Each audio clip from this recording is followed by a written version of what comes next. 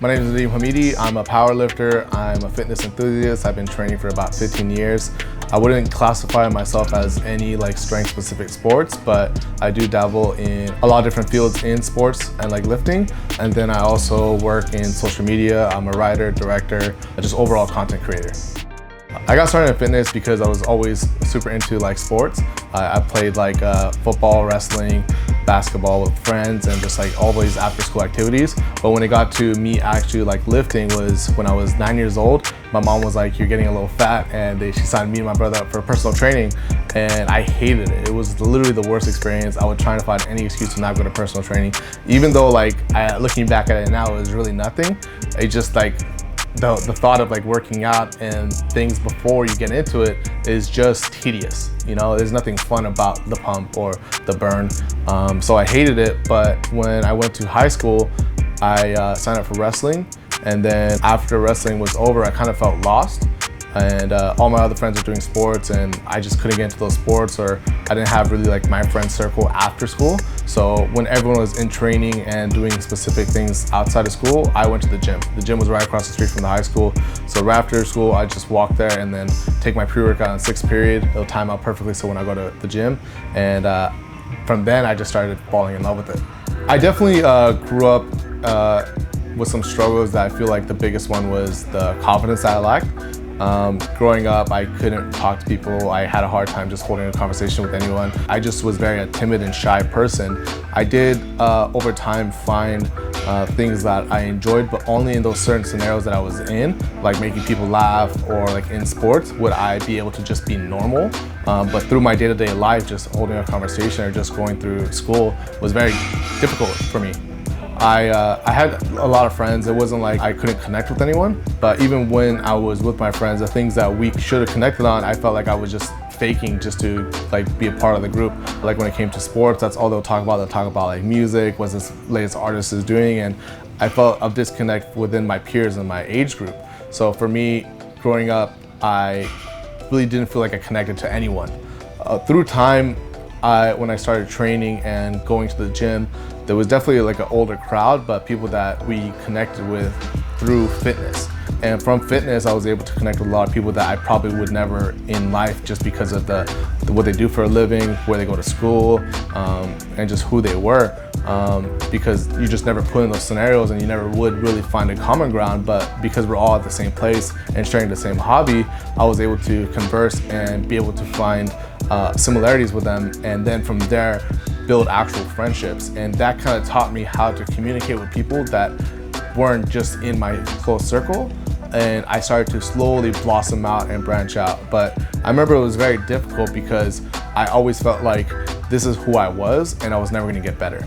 You were always I feel a lot of people now, they think of themselves damn, am I ever gonna grow out of this? If I'm shy and I can't speak, am I ever gonna learn to? Because this is just who you are. And I feel I'm a living example of you do become different. You can achieve who you are. And my biggest goal was being the person that I felt on the inside. The inside character was loud, being able to talk to people, approach people, have fun, create actual genuine friendships. But what came out of me was none of that. I would start stuttering. I really had a bad stuttering problem just when I spoke to people. I still deal with some things when I get nervous, like mumbling when I speak. So even things like this during an interview would be kind of difficult for me. But through time and as I warm up, those things seem to fade. So my primary source of fitness just came straight from the gym. So I was pretty much at the gym every single day. I didn't take any rest days, and that community that I saw every day after school was becoming my family. I was the only person that would really go up to people and connect with them, and when I would see people at the gym, they'll come up to me, we'll start talking, actually having a friends group, and it started to feel like a really cool gym and hype environment where people would start supporting each other. And that's why when I first came to Barbell, it was almost exactly how I felt at my home gym. And it immediately became comfortable for me. And when I started coming to Barbell, they took me in immediately. I started connecting myself with a bunch of people. We started hanging out outside of the gym.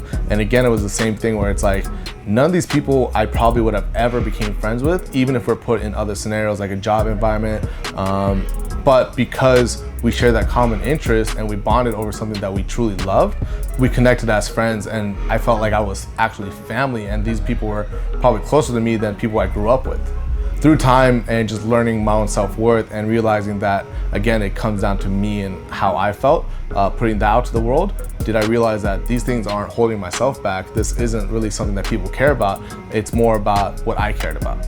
And if it was anyone that actually did feel like they didn't like something about me because of presence-wise or like how I looked, they weren't someone that I needed to be friends with in the first place. So once I got over the fact that I was the one that was bringing myself back, I feel like I truly started to become who I wanted to be, and the person that I felt on the inside started to blend with my outside personality. When I first started competing, it was very nerve-wracking. So I was like, how am I gonna go lift when every single person in the audience is literally just focused on me? Because I was the only one lifting and they're literally all facing me. The nerves all came up until the actual first lift. Just getting the first lift over with was something that I felt like was the one that was holding me back. But once that happened, it became immediately just fun, and I completely just had good vibes. And it was very shocking to me because I was like, damn, I'm able to do something, perform in front of a bunch of people and really just be in my own head and focus on myself. And the community is so dope, where I think it came down to who I was as a person, because I'm very competitive with myself. I don't give a shit about anyone else's goals because I'm always cheering for them. So I didn't ever want someone to lose. I never wanted someone to do anything bad.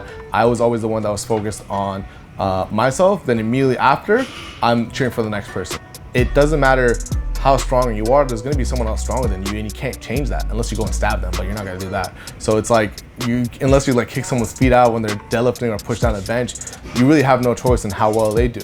So it doesn't hurt you to also support and help someone else, because they went through the same struggles that you're going through, and they're in reality not your competition. You know, the competition is just the weights, and that's why I always liked weightlifting, because it was just like, it's you versus the weights. It always came down to that, you know, and it's like how hard you want to work, and if you put in the work, one day that weight's gonna give up, you know, that weight's gonna move.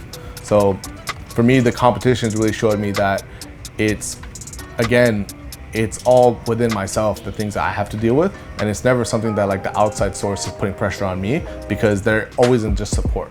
For me, Dominate Humbly means a lot of things. I think the biggest reason why I connect with it so much is because I felt like I embodied it already just growing up, and there was no words to match how I felt. And when the brand became to be what it is, and I first heard the words Dominate Humbly, I was like, that's it, you know, that's what I connected with, that's how I felt I lived by.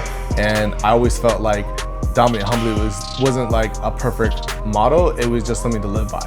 You know, for me, being who I am, I just want to support others, and their pursuits, their goals, their achievements never affects who I am as a person, never affects my goals, my achievements, and my like path to success.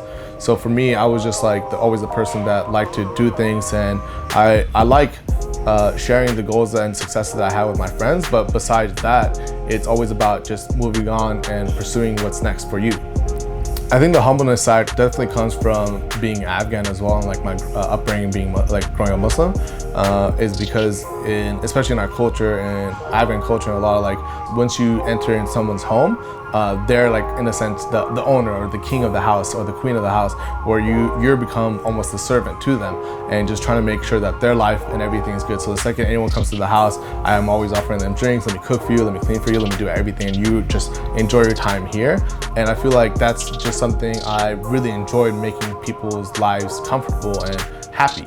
So even when it's not in the house, when I go to like other places, when I meet people, when I come to the gym or people come into my home, I want to make sure that their environment, especially when they come, like say sign up for a membership, that they feel at home and they feel like this is their gym. They belong here. Everything that they're doing here, it's not like they feel like a guest or like they have to like do everything like tippy-toeing.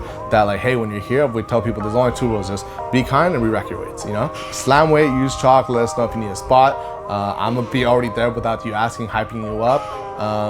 And just again, like when you like that Olive Garden saying, like when you hear your family, like it's like certain key things like that I feel like we embodied already, and I just embodied as a child, just the way I was growing up in that ethnic household.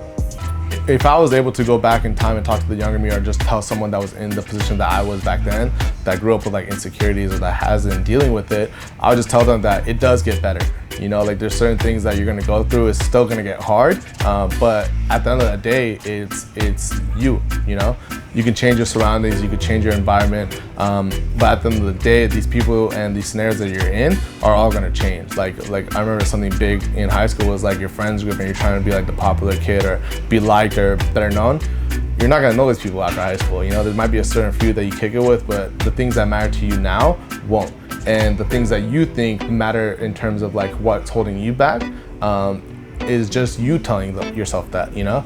I think you are your biggest limiting factor in terms of your growth, and you're the person that's holding you back in life. So being able to understand that and fix that will help you blossom into the person that you actually want to become.